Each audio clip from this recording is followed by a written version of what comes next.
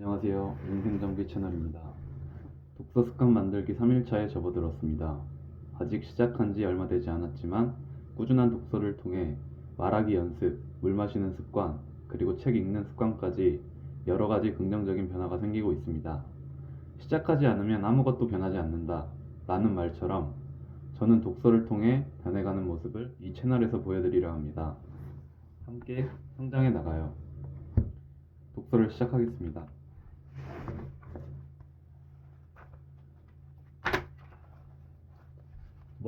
저축을 하라고? 내 시간을 내 뜻대로 쓸 수 없으면 불운이 던지는 대로 무엇이든 수용하는 수밖에 없다. 앞에서 예고한 대로 이 장에서는 당신이 저축을 하게끔 내가 설득을 해보려 한다. 오래 걸리지도 않을 것이다. 그런데 참이 이상한 과제다. 그렇지 않은가? 사람들에게 저축을 하라고 설득까지 해야 하는가?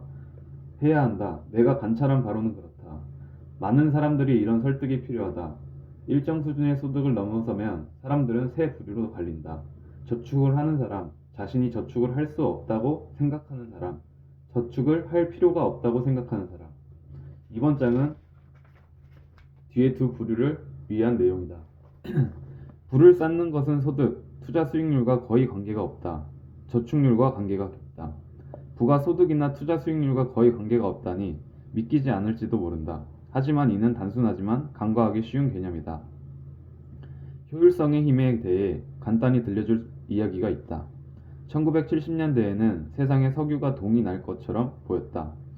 계산은 간단했다. 당시 세계 경제는 많은 양의 석유를 써야 했다. 또한 경제는 계속 성장 추세에 있었다. 우리가 채굴하는 석유의 양이 따라갈 수 없을 것처럼 보였다. 하지만 다행히 석유는 동나지 않았다.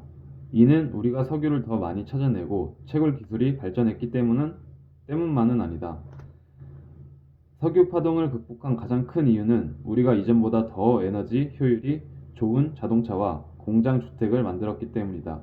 현재 미국은 1950년대에 비해 GDP 1달러당 60%나 적은 에너지를 사용한다. 도로를 다니는 모든 자동차의 평균 연비가 1975년에 비해 2배가 됐다. 1989년 포드의 세단 토러스의 평균 연비는 갤런당 18마일이었다. 2019년 쉐보레의 말도 안 되게 큰 SUV인 서브어반의 평균 연비는 갤런당 18.1마일이었다. 전 세계가 에너지 자산을 키운 방법은 가진 에너지를 늘린 것이 아니라 필요 에너지를 줄인 것이다. 1975년 이후 미국의 석유 및 천연가스 생산량은 65%가 늘었지만 에너지 관리 및 효율성 증대를 통해 그 에너지로 할 수 있는 일은 2배가 됐다. 그러니 무엇이 더 중요했는지 쉽게 알 수 있다.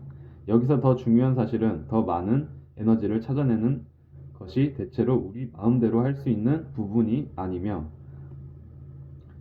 불확실성에 쌓여 있다는 점이다. 이는 딱 맞는 지질 상태와 지형, 기후, 지정학 등이 갖춰져야 하는 복잡한 문제이기 때문이다. 그러나 에너지를 더 효율적으로 사용하는 것은 대체로 우리가 조종할 수 있는 범위 내에 있다. 더 가벼운 자동차를 사거나 자전거를 타는 것은 우리에게 달린 문제이며 효율성이 개선될 확률이 100%다. 돈 문제도 마찬가지다. 투자 수익이 우리를 부자로 만들어줄 수도 있다. 그러나 어느 투자 전략이 효과가 있을지, 얼마나 오랫동안 효과가 있을지, 시장이 그에 협조해 줄지는 늘 미지수다. 결과는 불확실성 위에 놓여 있다. 개인의 저축과 검소함, 금융에서의 관리 및 효율은 돈의 방정식에서 우리가 더 많이 조종할 수 있는 부분이고 미래에도 지금만큼이나 효과적인 것이 확실하다. 만약 부를 쌓는 것이 더 많은 돈이나 더 큰 투자 수익률이 필요한 일이라고 생각한다면 1970년대의 에너지 제약론자처럼 회의적이 될지도 모른다. 앞 길은 험난하고 내가 어떻게 할 수 없는 일처럼 보일 것이다. 그러나 부를 쌓는 것이 나 자신의 검소함과 효율을 통해 촉진할 수 있는 일이라 생각하면 미래는 더 분명해 보인다. 불안 벌어들인 것을 쓰고 난 후 남은 것이 축적된 것에 불과하다. 소득이 높지 않아도 부를 쌓을 수 있지만 저축률이 높지 않고서는 부를 쌓을 가능성이 전혀 없다. 이 사실을 고려하면 소득과 저축률 둘 중 어느 것이 더 중요한지는 명확하다. 부의 가치는 상대적이다. 당신과 나의 순 자산이 똑같다고 해보자. 그리고 당신이 나보다 투자를 더 잘한다고 하자. 나의 연간 수익률은 8%인데 당신의 연간 수익률은 12%다. 그러나 나는 돈 문제에 있어서 당신보다 더 효율적이다. 당신의 라이프 스타일 규모는 자산이 늘어나는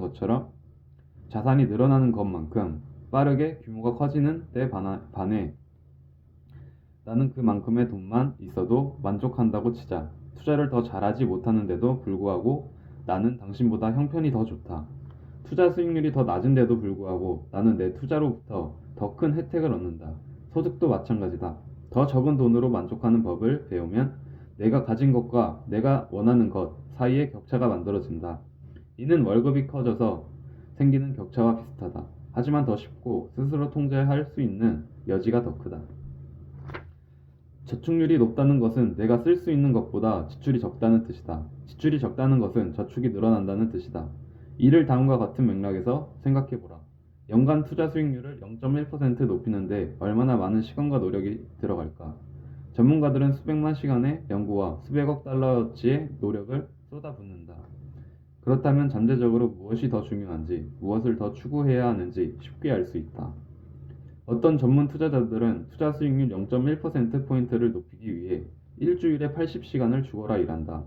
그러나 더 적은 노력으로도 재무 상태에서 라이프 스타일의 거품을 2~3%포인트 덜 낼 수 있다. 높은 투자 수익률과 두둑한 월급을 챙길 수만 있다면 더 없이 멋질 것이다.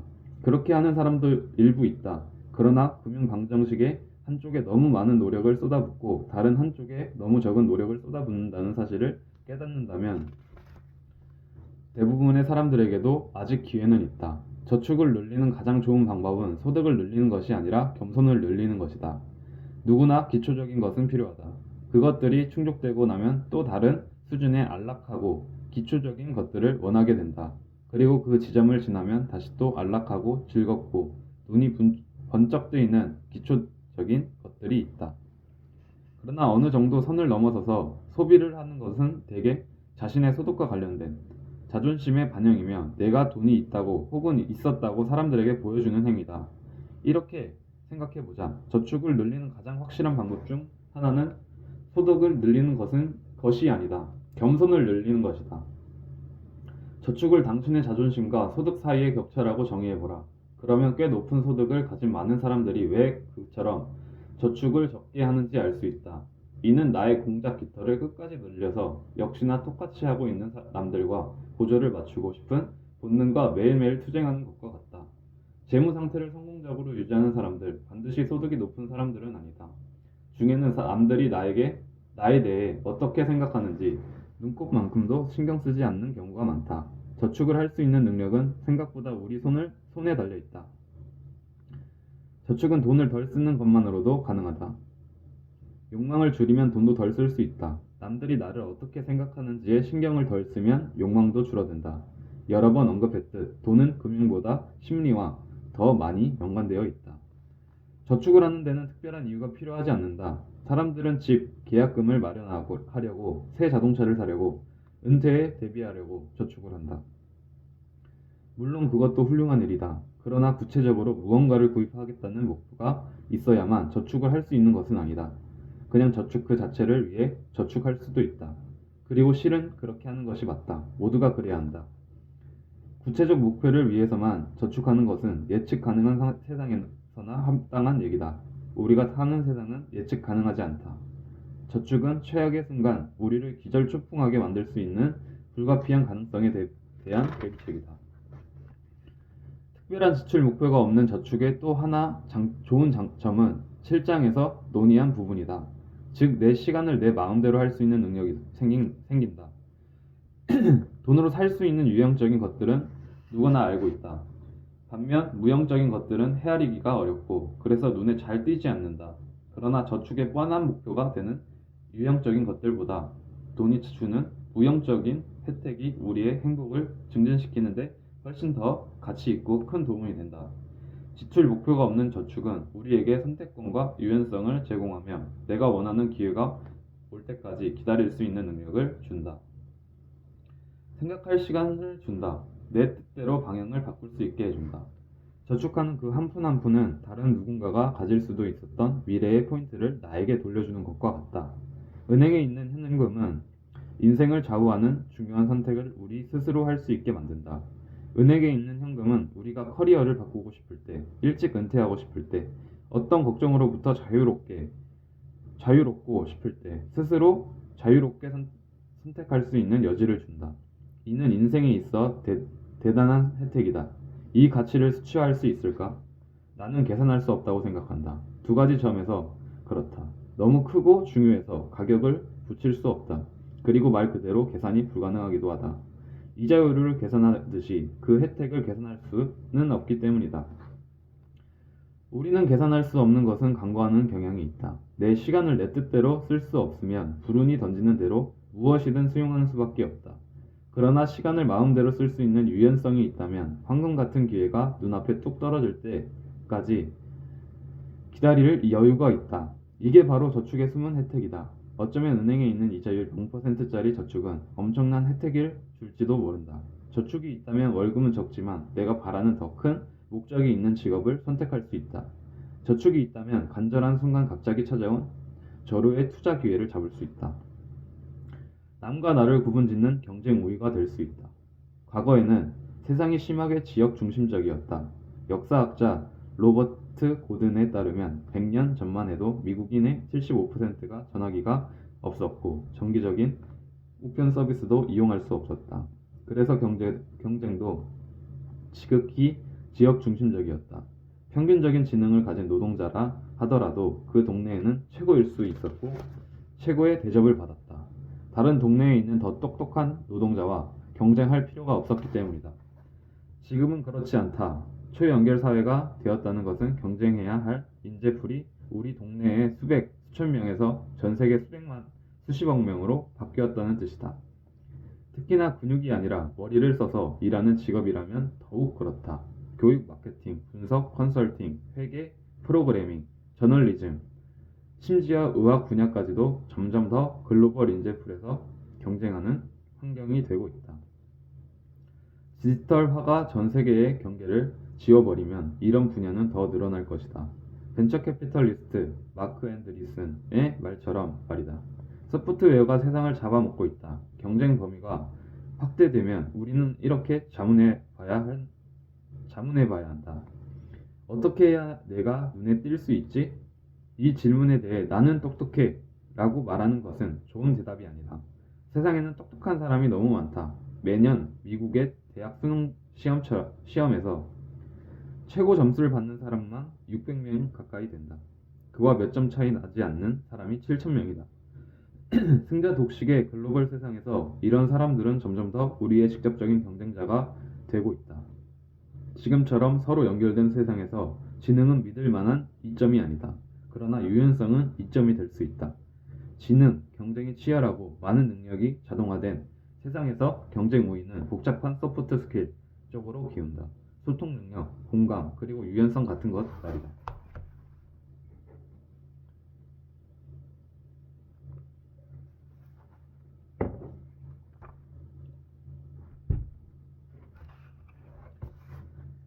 유연성이 있다면 커리어에서도 투자에서도 좋은 기회를 기다릴 수 있다. 필요할 때 새로운 능력을 배울 수 있는 확률도 높을 것이다. 내가 할 수 없는 것들을 할 줄 아는 경쟁자를 급히 뒤쫓아야 한다는 압박도 덜 느낄 것이다. 그리고 내가 열정을 가진 일, 나에게 꼭 맞는 일을 나만의 속도에 맞춰 찾을 수 있는 여유가 더 있을 것이다. 새로운 일상을 찾을 수도 있고 더 느리게 살 수도 있고 전혀 다른 가정들을 가지고 인생에 대해 생각해 볼 수도 있을 것이다. 대부분의 사람들이 할 수 없는 것들을 내가 할 수 있다는 사실은 지능이 더 이상 지속 가능한 우위가 아닌 세상에서 당신을 두드러지게 만드는 몇 안 되는 능력이다. 내 뜻대로 쓸 수 있는 시간, 내 마음대로 할 수 있는 선택권을 더 많이 갖는 것은 세상에서 가장 가치 있는 화폐 중 하나다. 바로 그렇기 때문에 더 많은 사람들이 저축을 할 수 있고 그리고 해야만 한다. 그리고 또 무엇이 필요할까? 너무 이성적인 되려는 것을 그만두어야 한다. 다음 장에서는 그 이유에 대해 알아보겠다. 저축이라니 이 웬 고리타분한 얘기인가? 그럼에도 당신이 돈을 모아야 하는 이유, 상황에 휘둘려 싫은 일을 억지로 하고 있을 때, 내가 원할 때, 원하는 것을 할 수 있는 자율권을 갖고 싶을 때, 예고 없이 찾아온 황금 같은 투자 기회를 잡고 싶을 때, 그 순간 기대 없이 잠자고 있던 저축은 당신의 인생을 구원할지도 모른다. 일단 돈의 심리학의 장점은 이 단원이 끝날 때마다 정리하는 내용이 있습니다. 다시 한번 제가 스스로 정리를 하지 않아도 이 함축된 의미를 마지막에 알려줍니다. 적당히 합리적인 게 나을까? 철저히 이성적인 게 좋을까?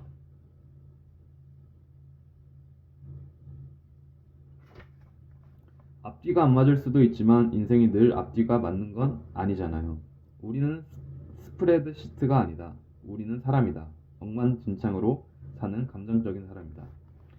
이 사실을 알아내는데 시간이 좀 걸렸다. 하지만 이 세상이 생각이 번뜩 드는 순간 나는 이게 금융에서 가장 중요한 부분 중 하나라는 사실을 깨달았다. 관련해서 종종 간과되는 사실이 하나 있다. 금융에 관한 의사결정을 내릴 때는 냉철하게 이성적이 되려고 하지 마라. 그냥 꽤 적당히 합리적인 것을 목표로 삼아라. 이게 더 현실적이며 장기적으로 고수할 확률도 크다. 돈 관리에서는 이것이 가장 중요하다. 무슨 이야기인지 이해하기 쉽게 말라리아를 가지고 배독을 고치려고 했던 사람의 이야기를 해보자. 율수우스 바그너야 우레크는 오스트리아의 정신과 의사였다. 그에게는 두 가지 독특한 재주가 있었다. 패턴을 능히 인식하는 재주와 남들이 미쳤다고 하는 것을 대담하다고 보는 재주가 그것이었다. 그의 전공은 중증 신경매독으로 당시에는 치료법이 없는 치명적인 질병이었다. 그런데 바그너야 우레크는 여기서 한 가지 패턴을 눈치챘다. 신경매독 환자가 다른 질병으로 인한 열병을 장기간 앓을 경우 신경매독이 낫는 경향이 있었다. 바그너야 우레크는 사람들이 수백 년간 의심해왔으나 의사들이 잘 알아낼 수 없었던 것, 즉 신체가 감염과 싸우는데 열이 도움이 된다 라는 가정을 세웠다. 그리고 이 결론에 근거해 곧장 실험을 해보기로 했다. 1900년대 초 바그너야 우레크는 환자들에게 약한 정도의 장티푸스, 말라리아, 천연두를 각각 주사했다. 신경매독을 죽일 수 있을 만큼 강한 열병을 유발하기 위해서였다. 위험한 방법이었다. 일부 환자는 이 치료법 때문에 사망했다. 최종적으로 그는 약한 버전의 말라리아 치료법을 확정했다. 며칠간 끊는 듯한 열병을 앓은 후에는 기나나무 껍질에서 추출한 알칼로이드인 퀴닌으로 말라리아를 퇴치할 수 있었기 때문이다. 몇 번의 비극적인 시행착오 끝에 그의 실험은 성공했다. 바그너야 우레크는 말라리아 요법으로 치료한 신경매독 환자 10명 중 6명이 회복되었다고 보고했다. 환자를 그냥 놔두었을 때 회복하는 비율은 10명 중 3명이었다. 그는 1927년 노벨의 의학상을 수상했다. 노벨 상위원회는 다음과 같이 기록했다. 바그너야 우레크는 열병을 유도하여 정신질환을 치료하는 연구에 평생을 매진했다. 다행히도 페니실린이 발명되어 신경매독 환자에게 말라리아 약을 쓸 일은 없어졌다. 그러나 바그너야 우레크는 감염과 맞서 싸우는데 열이 차지하는 역할을 인식하고 그것을 치료법으로 처방하기까지 한 역사상 몇 안 되는 의사 중 한 명이다. 열이 나는 이유는 미스터리였기 때문에 열은 늘 두려움의 대상이었다. 고대 로마인들은 열병으로부터 사람들을 지켜주는 여신 페브리스를 숭배했다. 페브리스를 달래기 위해 신전에 부적을 남겨두고 다음번 오와는 잘 비켜가기를 바랬다. 그러나 바그너야 우레크는 해결책을 찾아냈다. 열이 나는 것은 성가신 우연이 아니었다. 열은 신체가 회복으로 가는 길에 어떤 역할을 했다. 이제 우리는 열이 감염과 싸우는데 유용하다는 좀 더 과학적인 증거를 가졌다. 일부 바이러스의 경우 체온이 1도 상승하면 복제 속도가 200배 느려진다. 미국 국립보건원의 한 논문은 다음과 같이 밝힌다. 열이 나는 환자의 경과가 더 좋다는 사실을 수많은 연구자들이 확인했다. 시애틀 아동병원의 웹사이트를 보면 자녀의 체온이 조금만 올라가도 패닉에 빠지는 부모들을 위해 이렇게 안내해 놓았다. 열은 인체의 면역 시스템을 가동시킵니다. 인체가 감염과 싸우게도 도와줍니다. 37.8도에서 40도 사이의 정상적인 열은 아픈 아이에게 좋은 현상입니다. 하지만 여기까지는 과학적인 이야기일 뿐 현실은 또 다르다. 열이 나는 것은 대개 동서고금을 막론하고 나쁜 일로 인식됐다. 우리는 열이 나는 즉시 타이레놀 같은 약으로 열을 내린다.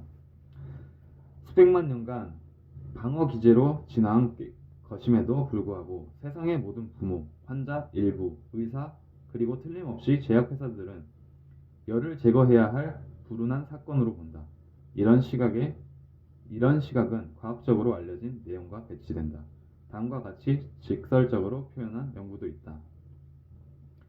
중환자실에서는 열을 치료하는 장면을 흔히 볼 수 있는데 이는 과학에 기초한 치료라기보다 교조적인 표준 관행에 관련된 것일 가능성이 크다.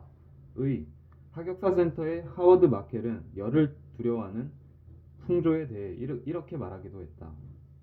이는 감염병 자체만큼이나 널리 퍼져있는 문화적 관행이다.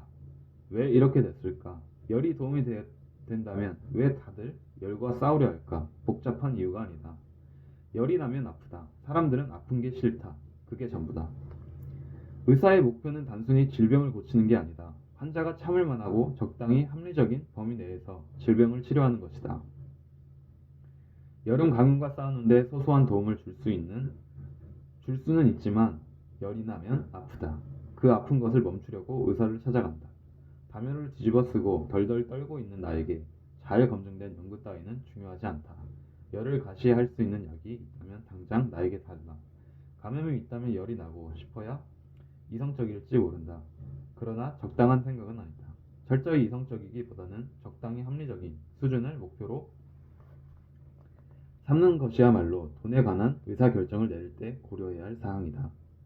금융이라는 학문은 수학적으로 최적의 투자 전략을 찾아내는데 매진한다. 그러나 내 생각의 현실 세계의 사람들은 수학적으로 최적인 전략을 원하지 않는다. 사람들이 원하는 전략은 최대한 밤잠을 잘 수 있도록 해주는 전략이다. 해리 마고비치는 리스크와 수익률 사이의 교환 관계를 수학적으로 탐구한 공로로 노벨상을 받았다.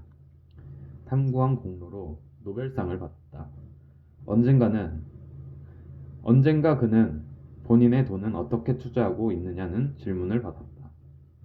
그는 자신의 수학 모형이 처음 개발되었던 1950년대에 자기 포트폴리오를 다음과 같이 설명했다.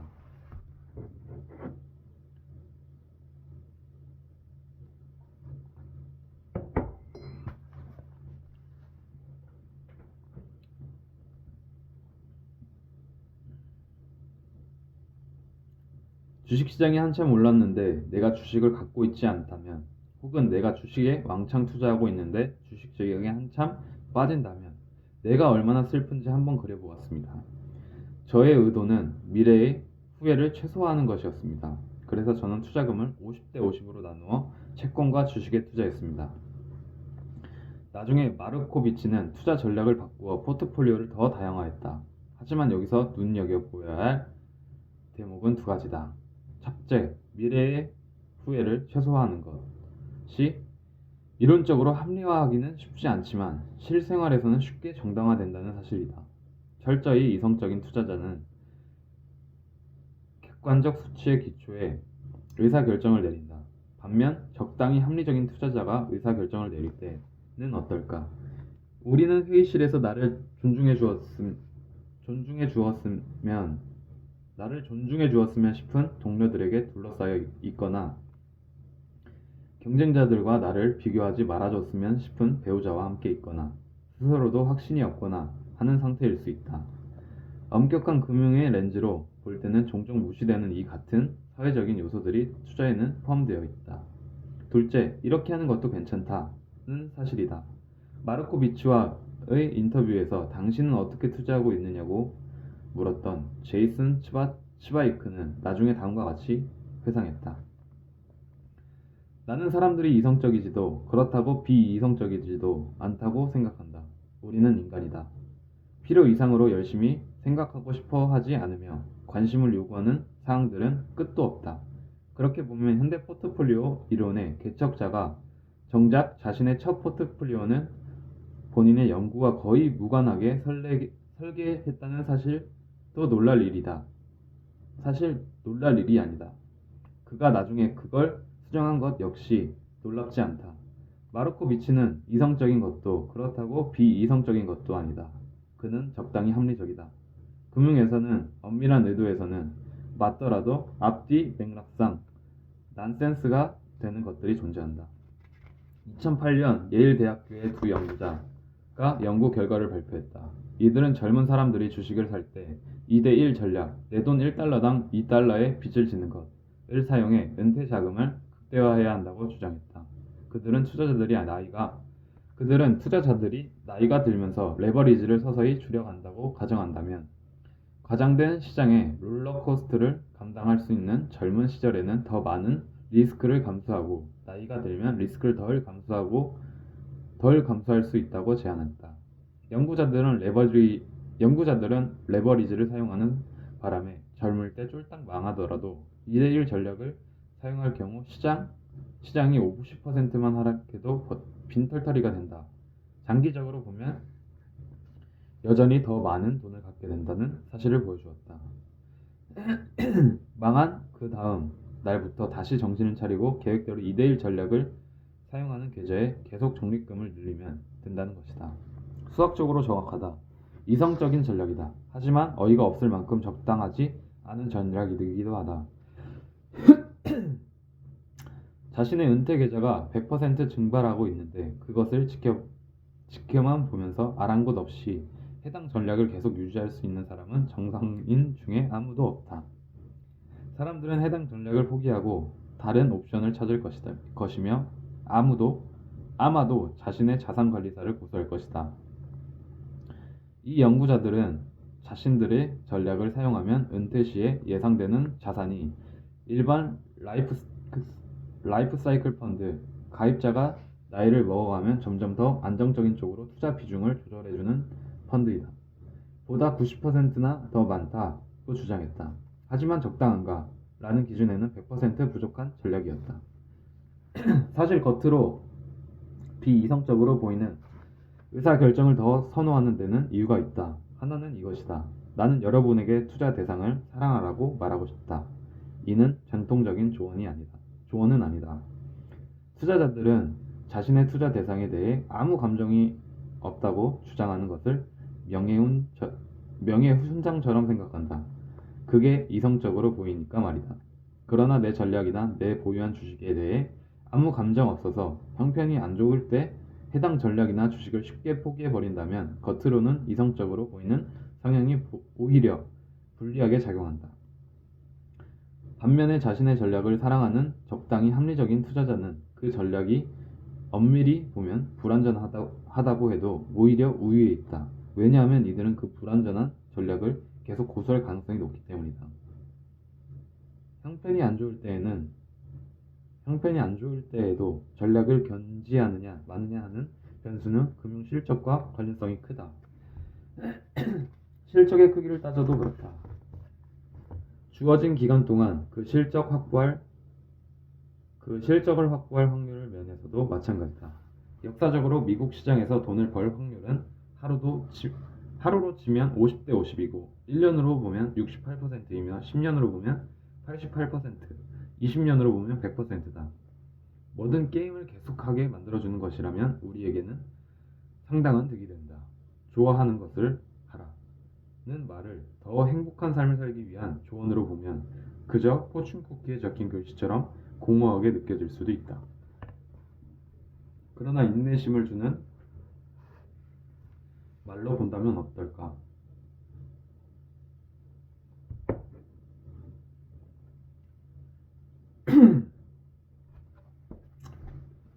인내심은 성공 확률을 나에게 유리한 쪽으로 옮겨오기 위한 필수 요소이다. 이 점을 생각한다면 모든 금융 전략에서 좋아하는 투자를 하는 것이 대단히 중요함을 깨닫게 된다. 당신이 좋아하지 않는 유망 기업에 투자했다고 생각해보자. 형편이 좋을 때는 즐거울 수 있다. 그러나 틀림없이 조류는 바뀐다. 이때 당신은 관심도 없는 기업에서 갑자기 돈을 잃기 시작한다.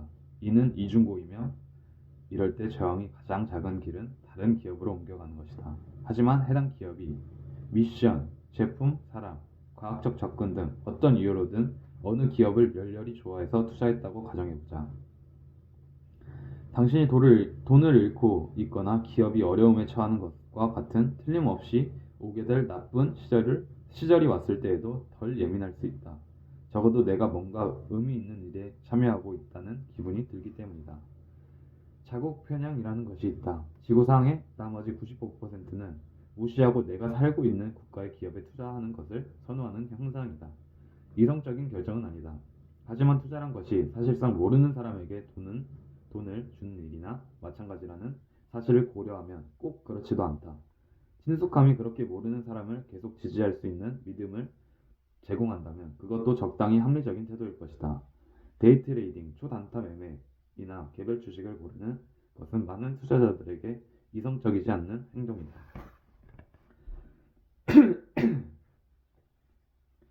성공 확률이 매우 낮기 때문이다. 그러나 그 덕분에 근질거리는 마음을 해소해서 나머지 포트폴리오를 건드리지 않을 수 있다면 적은 양의 데이트레이딩이나 개별 종목 투자도 적당히 합리적인 행동이다. 펀드 매니저 조시 브라운은 자신이 개별 주식도 조금씩 보유하는 이유를 이렇게 설명했다. 내가 더 많은 수익을 낼 수 있다고 생각해서 개별 주식을 사는 것이 아닙니다. 그냥 저는 주식을 좋아하고 20살 때부터 주식을 보유해왔어요. 그리고 내 돈이니까 뭐든 할 수 있는 거죠. 역시나 적당히 합리적이다. 경제나 주식시장에 관한 예측은 대부분 끔찍할 만큼 빗나간다. 그러나 그런 예측을 해보는 것은 적당히 합리적인 행동이다. 아침에 일어나 스스로에게 어떤 일이 벌어질지 손톱만큼도 알 수 없다고 말하는 것은 비록 그게 사실이라도 힘겨운 일이다. 예측에 기초해서 투자하는 것은 위험하다. 그러나 나는 사람들이 왜 내년에 무슨 일이 벌어질지 예측해보려 애쓰는지 알 것 같다. 이는 인간의 본성이다. 적당히 합리적인 행동이다. 고인이 된 뱅가드의 설립자 존 보글은 그의 커리어 기간 내내 비용이 적게 드는 수동적인 인덱스 상품에 투자할 것을 홍보했다. 사람들은 존 보글의 태도가 흥미롭다고 생각했다. 왜냐하면 그의 이들은 능동적이고 수수료가 높은 헤지펀드 및 뮤추얼 펀드의 매니저였기 때문이다. 존 보글 역시 일부 자금을 아들의 펀드에 투자했다. 이는 어떻게 설명할 것인가? 가족이니까 하는 일도 있잖아요. 보글은 월스트리트 저널에 그렇게 밝혔다. 앞뒤가 안 맞을 수도 있지만 인생이 늘 앞뒤가 맞는 건 아니잖아요. 실제로 인생은 앞뒤가 맞는 경우가 오히려 드물다. 세상에 100%의 상승 곡선을 타는 투자는 거의 없다. 폭락 앞에서 멀쩡한 장신을 유지할 수 있는 투자자도 거의 없다. 이러니 우리는 숫자에 기반한 이성적 전략으로만 버틸 수 없다. 적당히 합리적이고 적당히 감정적인 전략이 더 우세한 이유가 여기에 있다. 여기까지 하겠습니다. 이제 반 가까이 읽어가네요. 이 정도 속도면 이번 달이면은 다 읽고 다른 책을 시작할 것 같습니다. 오늘 하루도 즐거운 하루 되시길 바랍니다.